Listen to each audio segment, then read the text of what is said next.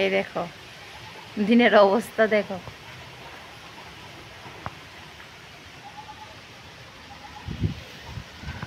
এক্ষুনি চলে আসবে বৃষ্টি, জাস্ট দেখো কি অবস্থা। আর এই বৃষ্টির মধ্যে তো মানে আমার এই ফুল গাছটির অবস্থা খুবই খারাপ। এটির মানে এই ঘাসটির জন্য মানে এতটা কষ্ট লাগে আমি বলে বোঝাতে পারবো না, এতটা কষ্ট লাগে। ডিসকালার, তারপরে 2 দিন ধরে কি রৌদ্র দেখতেই পাচ্ছ, তো রৌদ্রের জন্য আরও যখন কি অবস্থা হয়েছে।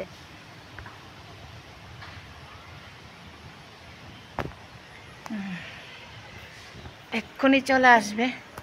তো আমি ঘরে কাপড় টাপড় যা আছে এখন নিয়ে নিই, বৃষ্টি পড়া শুরু হয়ে গেছে তো কাপড়গুলো নিয়ে নিই।